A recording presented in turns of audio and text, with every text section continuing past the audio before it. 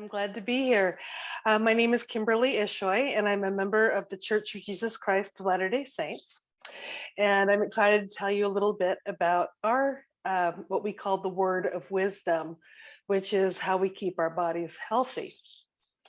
Uh, as many of you may know, the Bible is divided up by the Old Testament and the New Testament. And in the New Testament, there is a follower of Jesus Christ who is also one of the apostles, whose name is Paul. And in one of his teachings, he explained that we all have the light of God inside of us. And as a result, that light of God means that our physical being is a temple. And in 1 Corinthians chapter 3, verse 16, it says, this is the King James version of the Bible, know ye not that ye are the temple of God, and that the Spirit of God dwelleth in you. And so we see that there's a connection between our physical bodies and the health of our physical bodies and our ability to feel the Spirit of God to provide us direction in our lives. And so one of the things we focus on is keeping our bodies healthy, like eating fruits, vegetables, and herbs that are good for us and will help our body. Meat is to be used sparingly, and grains like wheat, rice, and oats are considered the staff of life to help us have the kind of energy that we were just hearing in the last presentation.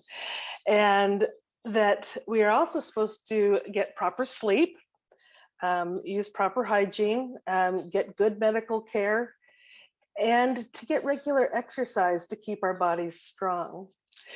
Now, we also have some things that we're discouraged from using, things that are considered harmful or addictive, or that they might impair judgment. So drugs would be something that we're discouraged from using. Alcoholic drinks, tobacco, the misuse of prescription drugs, tea and coffee, or others, basically any substance that can impair our judgment. We don't have, or that could be addictive. So we don't necessarily have a huge list of all these do's and don'ts. We're supposed to individually apply this word of wisdom into our own lives to do what works for us. For example, if somebody is allergic to wheat, then wheat would not be healthy for them. But maybe oats would be okay, or something else. And so we're given the guidelines and are told to learn for ourselves and to choose on what makes us healthy and keeps our bodies in great shape so that we can feel the Spirit of God touch our lives.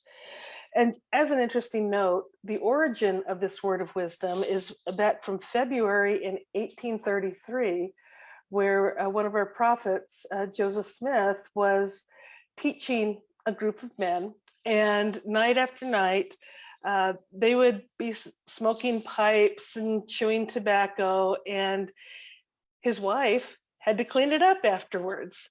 And so this word of wisdom came about because a woman said, Joseph, do you think this is really proper behavior for people who are trying to become like God and serve others and help others? I'm paraphrasing, but she basically said, what?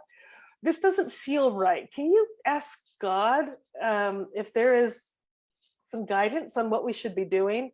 And that is how Joseph Smith then prayed and was revealed to this word of wisdom that I just explained to you.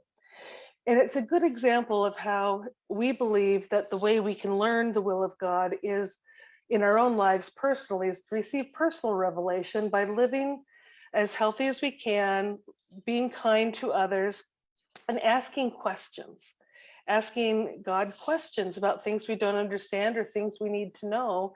And we're actually taught through this process how to seek for good information and receive a personal witness of the things that we need to do in our lives to help our families, to help ourselves, to have strong marriages, etc. And that's basically the word of wisdom in 5 minutes or less.